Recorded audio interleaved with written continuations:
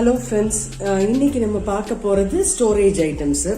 So இன்னைக்கு நான் பண்ண போகிறது வந்து சாம்பார் பொடி, உடுப்பி ரசம் பொடி, அப்புறம் புளிக்குழம்பு பொடி.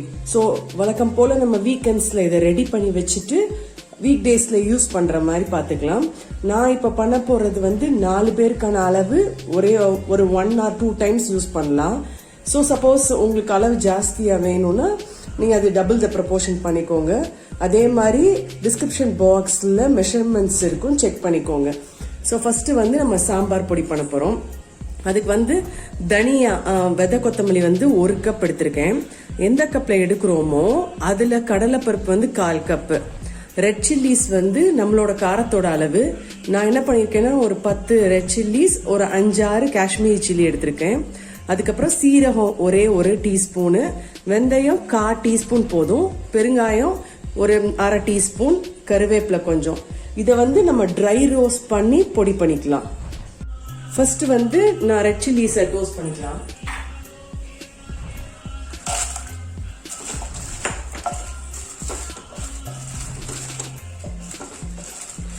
இந்த மாதிரி இந்த ஃப்ரெஷ்ஷாக நம்ம அரைக்கிற பவுடர் வந்து அந்த குழம்புக்கு தனி டேஸ்ட் கொடுக்கும்.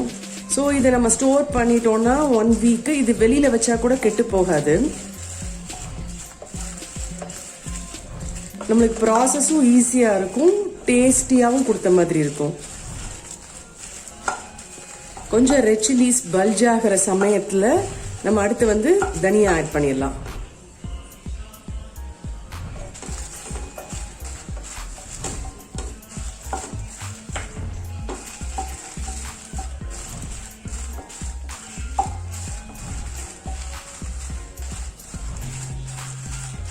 அவ்வளோதான். இப்போ வந்து நான் தனியா ஆட் பண்ணுறேன்.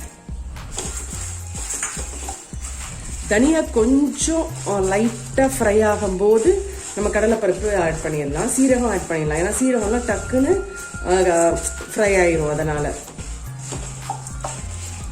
இப்போ நான் கடலைப்பருப்பு ஆட் பண்ணுறேன். ஆக்சுவலாக சில பேர் உளுத்தம்பருப்பு கூட ஆட் பண்ணுவாங்க, ஆனால் நான் ஆட் பண்ணல. ஏன்னா கடலைப்பருப்பே வந்து ஒரு நல்ல திக்கனிங் கன்சிஸ்டன்சி கொடுத்துரும். இன்னும் உளுத்தம்பருப்பு சேர்த்தோன்னா ரொம்ப வந்து சாம்பார் கொல கொலன்னு இருக்க மாதிரி இருக்கும். அதனால நான் ஆட் பண்ணல.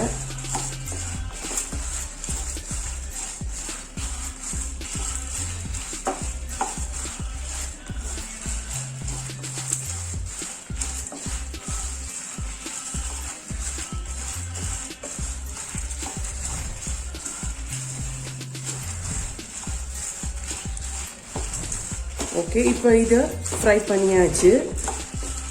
கோல்டன் ப்ரௌன் ஆக ஆரம்பிக்குது. ஃபைனலாக நம்ம சீரகமும் வெந்தயமும் ஆட் பண்ணிக்கலாம்.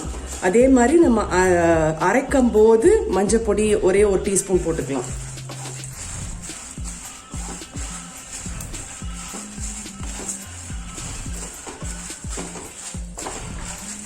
இந்த சமயத்தில் நான் சீரகம் ஆட் பண்ணுறேன். வெந்தயம், அப்புறம் கருவேப்பிலை. கேஸ் ஸ்விட்ச் ஆஃப் பண்ணிட்டு நம்ம பெருங்காயம் ஆட் பண்ணிக்கலாம்.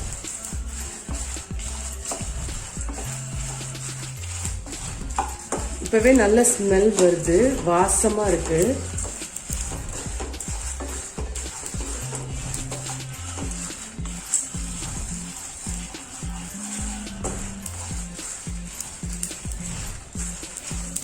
அவ்வளோதான், வறுபட்டுருச்சு. இப்போ நான் ஸ்விட்ச் ஆஃப் பண்ணிடுறேன். பண்ணிட்டு பெருங்காயம் ஆட் பண்றேன்.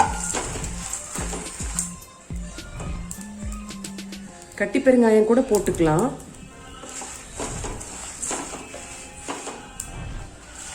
அதே மாதிரி மஞ்சள் பொடியும் இந்த சூட்லேயே ஆட் பண்ணிடலாம், ஒரே 1 டீஸ்பூன்.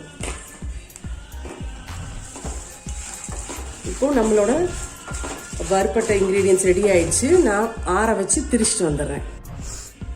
ஸோ இப்போ பாருங்கள், நான் வறுத்த வச்சிருந்த சாம்பார் பொடி நம்ம ஸ்டோரேஜ் பர்பஸ்க்கு ரெடி ஆயிடுச்சு. நெக்ஸ்ட் இப்போ பார்க்க போகிறது உடுப்பி ரசப்பொடி. அதுக்கு இன்க்ரீடியன்ஸ் சொல்லிடுறேன். ஸோ எந்த கப் நீங்கள் எடுக்கிறீங்களோ அதை மெஷர்மெண்ட் கப்பாக நீங்கள் வச்சுக்கோங்க. 1 கப் வந்து தனியா, அதுக்கு 1/4 கப் வந்து சீரகம், மிளகா வத்தல் வந்து நான் ஃபுல்லுமே காஷ்மீரி சில்லி எடுத்திருக்கேன். நீங்கள் வந்து ரெட் சில்லிஸும் யூஸ் பண்ணிக்கலாம். ஸோ 10 to 15 எடுத்திருக்கேன். அதுக்கப்புறம் ஒரு 2 டேபிள் ஸ்பூன் வெந்தயம், கருவேப்பிலை, பெருங்காயம், இதுக்கு வந்து மெயின் இன்கிரீடியன்ட் வந்து கோகனட் ஆயில். இதை வந்து ட்ரையா ரோஸ்ட் பண்ண போறது இல்ல, நம்ம தேங்காய் எண்ணெய் கொஞ்சம் ஊத்தி தான் ரோஸ்ட் பண்ண போறோம். இப்ப ப்ராசஸ் ஆரம்பிக்கலாம். ஸோ இந்த டைம் வந்து நம்ம இன்கிரீடியன்ஸை தனித்தனியா ரோஸ்ட் பண்ண போறோம். இந்த உடுப்பி ரசப்பொடிக்கு அதுதான் நல்லா இருக்கும். ஸோ நான் வந்து ஒரு 1 டேபிள் ஸ்பூன்லேருந்து 2 டேபிள் ஸ்பூன் வரைக்கும் தேங்காய் எண்ணெய் விட்டுருக்கேன். ஃபர்ஸ்ட் மிளகாய் வத்தல். இது எல்லாமே 1 வீக் ஸ்டோரேஜ் தான். யூஸ்வலாகவே இந்த பவுடர்ஸ் வந்து நம்ம ஃப்ரெஷ்ஷாக கிரைண்ட் பண்ணும்போது 1 வீக் ஸ்டோரேஜ் தான் நல்லா இருக்கும். ரொம்ப நாள் யூஸ் பண்ணால் அந்த வாசம் போயிடும். அதனால ஃபர்ஸ்ட் மிளகாய் வத்தலை ரோஸ்ட் பண்ணிட்டு எடுத்துடலாம். அதுக்கப்புறம் தனியா போடலாம். ஏன்னா இந்த ரசப்பொடிக்கு மட்டும் தனித்தனியாக ரோஸ்ட் பண்ணால் தான் நல்லா இருக்கும். ஏன்னா எண்ணெய் ஊற்றிருக்கோம், மிளகாய் வத்தலுக்கு ஒரு டெம்பரேச்சர் இருக்கும், அதுக்கப்புறம் தனியாக்கு ஒரு டெம்பரேச்சர், சீரகம் வெந்தயம்லாம் டக்குன்னு ரோஸ்ட் ஆயிரும். அதனால நம்ம தனித்தனியாக ரோஸ்ட் பண்ணலாம்.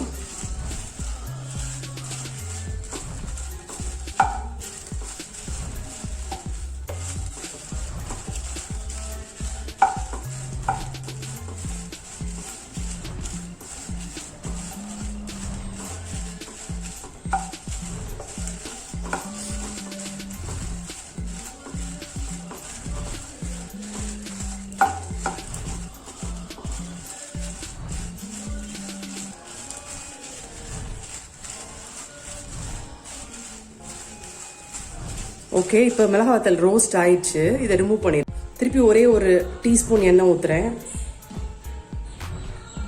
தனியா போட்டுடலாம்.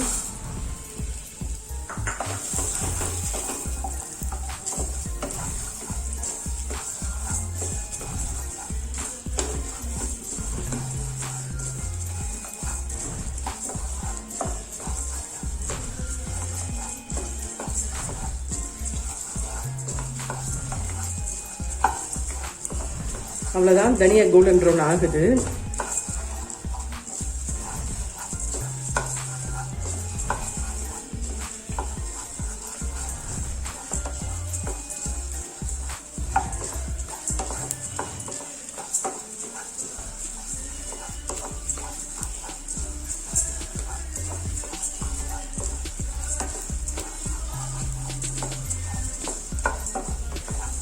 இப்போ நான் தனியாக ரிமூவ் பண்ணிடுறேன்.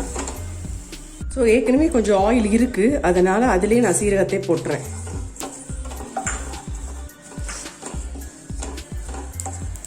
சீரகம் பொரியும் போதே டக்குன்னு வறுப்பட்டுரும். நம்ம வெந்தயத்தை ஆட் பண்ணிடலாம் இதுலேயே.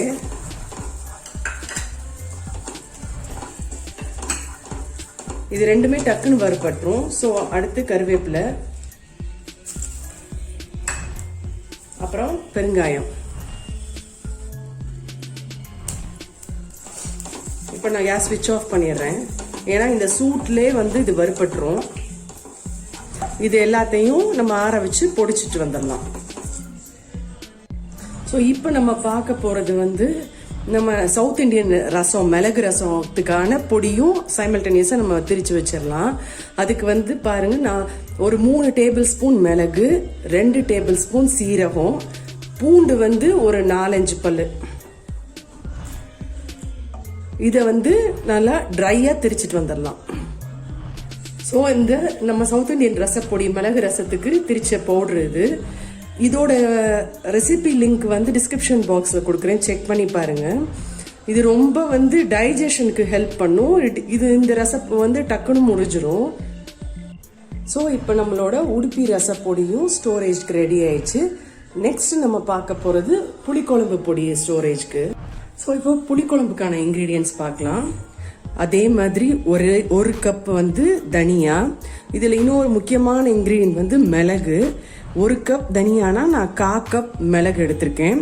அடுத்து இது பார்த்தீங்கன்னா எல்லாமே ஒவ்வொரு டேபிள் ஸ்பூனு. அது கடலைப்பருப்பு, உளுந்தம்பருப்பு, துவரம்பருப்பு, பெருங்காயம், மிளகாய் வத்தல், ஏன்னா நம்ம மிளகும் எடுக்கிறனால, கருவேப்பிலை, சீரகம் ஒரே ஒரு டேபிள் ஸ்பூன். இது வந்து பார்த்தீங்கன்னா ஒரு 5-6 சின்ன வெங்காயம், ஒரு 4 பூண்டு. இது வந்து நம்ம ஃபைனலாக வறுத்துட்டு ஃபைனலாக இதை போட்டு தான் அரைக்க போகிறோம். இதுதான் வந்து ஆடட் ஃப்ளேவர் கொடுக்க போகுது. அப்புறம் ஒரு 1/4 டீஸ்பூன் வெந்தயம். இப்போ எப்படி ஃப்ரை பண்ணுறது பார்க்கலாம். நான் புளிக்குழம்புக்கு நம்ம நல்லெண்ணெய் விட்டுக்கலாம். ஃபஸ்ட்டு மிளகாய் வத்தல். மிளகாய் வத்தலை வறுத்து எடுத்துக்கிறேன் நான். அதுக்கப்புறம் கொத்தமல்லியில் ஆட் பண்ணலாம். ஸோ வறுப்பட்டுச்சு. இப்போ எடுத்துடலாம். நெக்ஸ்ட்டு கொத்தமல்லி.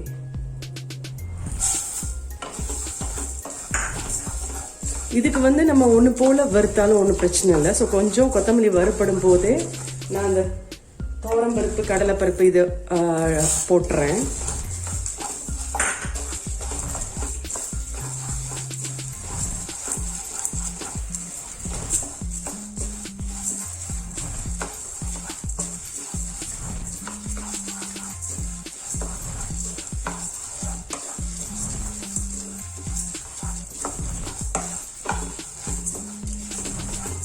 ஸோ கலர் சேஞ்ச் ஆக ஆரம்பிக்குது.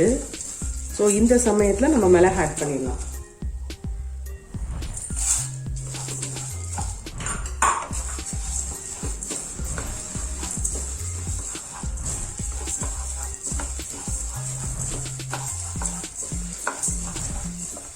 ஸோ ஒரு 2 minutes கொஞ்சம் வறுத்துக்கலாம்.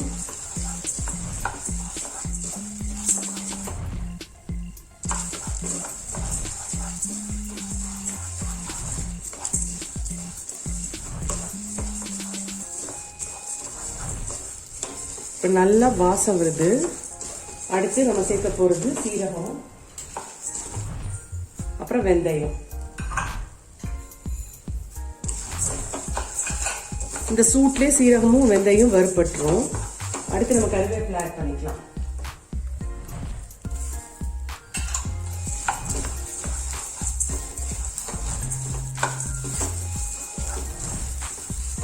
அவ்வளோதான். நான் இப்போ கேஸ் ஸ்விட்ச் ஆஃப் பண்ணிடுறேன். இப்போ இந்த சமயத்தில் நம்ம பெருங்காயம் ஆட் பண்ணிக்கலாம்.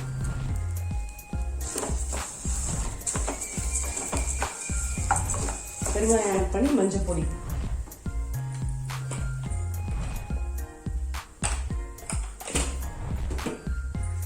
ஸோ இந்த இன்க்ரீடியன்ஸை ஃபர்ஸ்ட் வறுத்துக்கலாம். வறுத்துட்டு ஒரு பல்ஸ் மோட்ல வறுத்துட்டு இதை போட்டு நம்ம அரைச்சிட்டு வந்துடலாம்.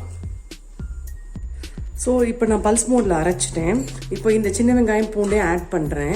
அதே மாதிரி புளிக்குழம்புக்கு மட்டும் நம்ம தண்ணி ஊற்றி நல்லா பேஸ்ட்டாக அரைக்க போகிறோம்.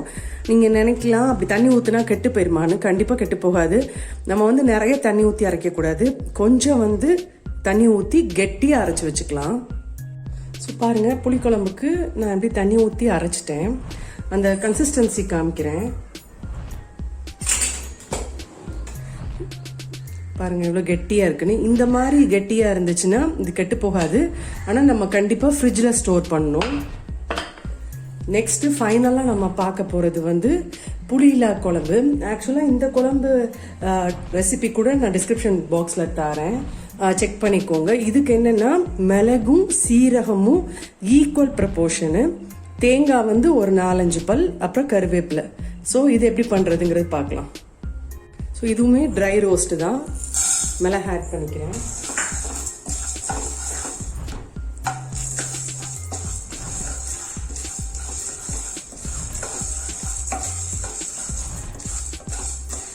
இதுவுமே நம்ம எப்படின்னா தேங்காய் அரைச்சிட்டு தண்ணிலாம் ஊற்ற போகிறதில்ல. பட் தேங்காய் போட்டிருக்கனால நம்ம இதையும் ஃப்ரிட்ஜில் ஸ்டோர் பண்ணணும். மற்ற சாம்பார் பொடி ரசப்பொடி நம்ம வெளியில் வச்சுக்கலாம்.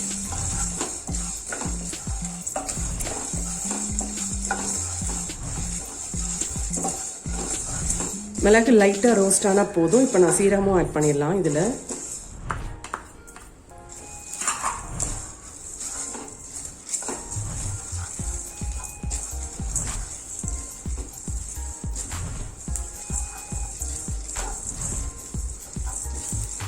ஸோ அவ்வளோதான், மிளகு வெடிக்க ஆரம்பிச்சிருச்சு.